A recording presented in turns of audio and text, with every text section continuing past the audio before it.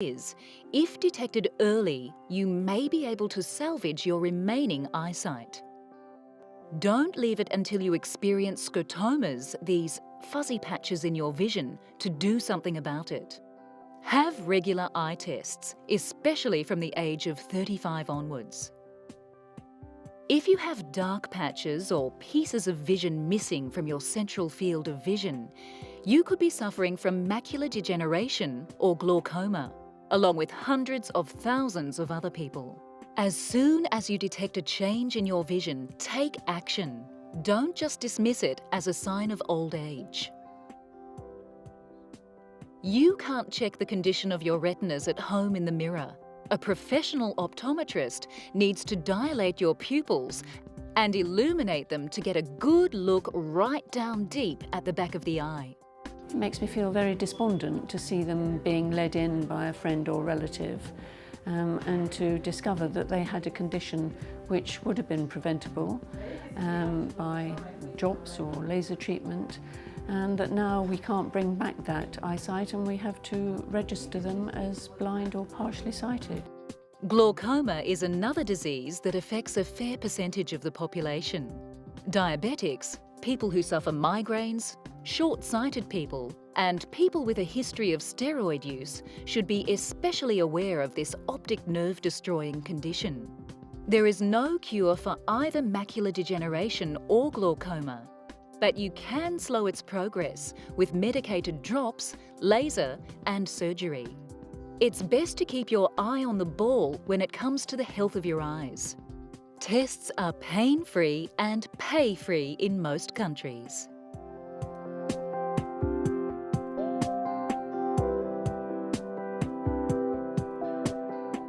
Always wear protective headgear when riding. Your head may be 3 meters from the ground. That's a long way down.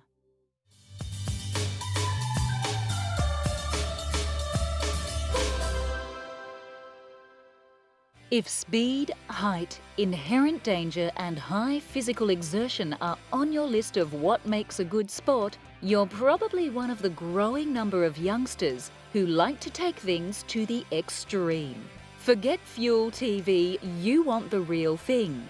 But what makes some people predisposed to thrill-seeking and others quite happy to trot along on the treadmill? Genetics or sheer madness? Those who've got this A1 allele had significantly fewer dopamine receptors in pleasure areas of their brain. That means that these people, don't get the normal pleasure and fun in life under normal circumstances. Other studies show that people who are attracted to pitting themselves against the elements in a sport with uncontrollable variables and who actually enjoy the feeling of narrowly cheating death regularly are able to cope better under pressure in everyday life than we mere mortals. But will they live long enough to enjoy this amazing psychological asset? One researcher went to do a 4th yearly checkup on his extreme sports subjects and found that 8% of them had met with a grisly end. Now that's what I call an extreme statistic. So take precautions next time you base jump yourself head first off the nearest cliff, if that's possible. Everyone wants to do the right thing and get in shape. But how do you wade through the obstacle course of exercise myths to a better you? One common misconception is that cardio is the best fat buster. The truth is, you should mix some weight and strength training in with your cardio. Too much cardio all on its own will strip fat and muscle. Keep a good balance.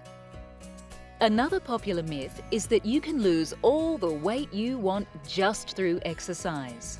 But in reality, there are other contributing factors. Your diet, genetics, and pre-existing conditions may put a limit on the amount of fat you can shift and how fast. Contrary to popular belief, swimming is a great way to downsize. But getting out and about to a gym is not everyone's idea of a good time. It's a myth that the gym is the most effective place to exercise. Do what's right for you. And how often should you exercise? Well, to change your body shape, you need a minimum of 3 varied classes a week. But you should be doing at least half an hour of exercise on all the other days too. Consistency, nutrition, and a good ratio of strength to cardio training will bust the fat along with the myths. Breathing the delicious aroma of essential oil not only sets the mood for relaxation, but may also have amazing benefits for your physical health. According to a recent study from the University of Southampton, oils such as lavender, thyme and tea tree are very effective at killing off dangerous bacteria.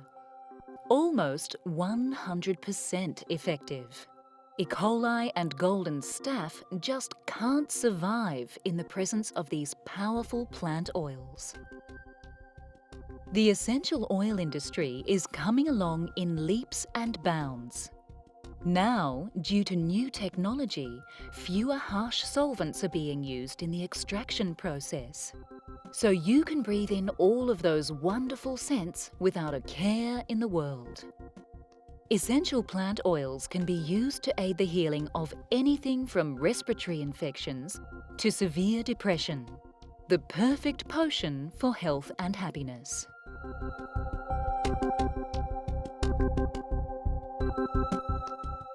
Silly exercise gadgets don't come with a professional instructor who can correct your posture and technique. You get what you pay for.